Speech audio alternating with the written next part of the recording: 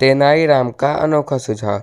राजा कृष्णदेवराय का दरबार लगा था, तभी कुछ व्यक्ति ने राज दरबार में प्रवेश किया। उनके हाथों में सोने का बहुमूल्य हीरो से जड़ा हंस था।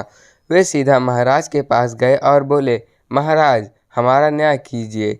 न्याय? किस बात का न्याय चाहते हो तुम लोग? पूरी बात बताओ, आखिर झगड़ा किस बात का है? राजा ने पूछा, महाराज, हम दोनों झगड़ा नहीं कर रहे हैं, हम तो मित्र हैं। हुआ यह महाराज की तंगी की हालत में मेरे मित्र ने मेरी मदद की। उसने अपनी ज़मीन में थोड़ी सी ज़मीन मुझे दे दी।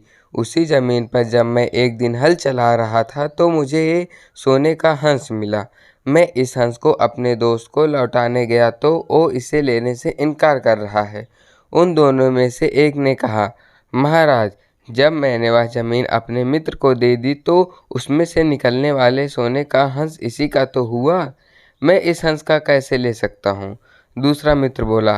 दोनों की अस्पष्टतावादिता देखकर वह सुनकर राजा कृष्णदेवराय चकरा गए।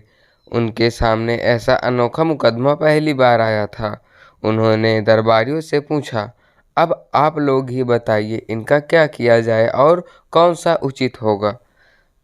सोने का हंस दो हिस्सों में बांट दिया जाए और दोनों को एक एक हिस्सा दे दिया जाए, मंत्री का सुझाव था। लेकिन दोनों मित्र ने इस फैसले को स्वीकार नहीं किया।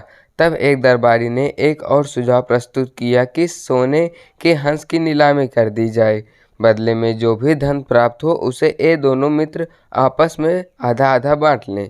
तभी दोनों मित्र ने साथ बोल उठे, नहीं महाराज, नहीं महाराज, हमें ये धन नहीं चाहिए।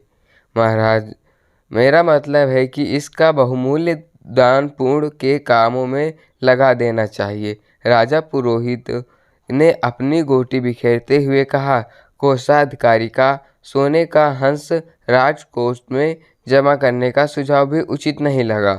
तभी तेनालीराम, जो अब तक चुपचाप बैठा सबकी सुन रहा था, बोला, क्षमा करें महाराज, मेरा निवेदन है कि इस सोने के हंस को बेचकर जो धन प्राप्त हो उससे इस दोनों अनोखी मित्रता की याद में एक सुनहरी हंस उद्यान का निर्माण हो। उस उद्यान में छायादार पेड़ हो, बगीचे में बीच स्वच्छ जल का सरोवर हो, जिसमें पंख बिखेरते हुए संगमरमर के दो उजले हंस हों। दूर दूर से आए पथिक इस उद्यान में शीतल छाये में विश्राम करेंगे और मित्रता का पाठ पढ़ेंगे। तेनालीराम का यह सुझाव सुनकर राजा कृष्णदेवराय मुस्कुराए और बोले, तेनालीराम, तुम्हारा सुझाव बहुत अच्छा है। हम यही फैसला करते हैं जो तेनालीराम ने सुझाया है। तेनालीराम के इस अनोखे सुझाव से राजा कृष्णदेवराय अत्यंत प्रसन्न हुए। तो फ्रेंड्स, हमारी इस कहानी से यह सीख मिलती है कि हमें जो हमारा ना हो उस पर हमें ध्यान नहीं देना चाहिए। तो फ्रेंड्स, मैं आशा करता हूँ कि आपको हमारी इस कहानी अच्छी लगी हो। अगर हमारी ये कहानी अच्छी लगी हो तो हमारे वीडियो को लाइक करें, चैनल को सब्सक्राइब करें और दोस्तों ऐसे ही मज़ेदार कहानियों के लिए हमें सब्सक्राइब करें। तो मिलते हैं दूसरे कहानी में, तब तक के लिए धन्यवाद।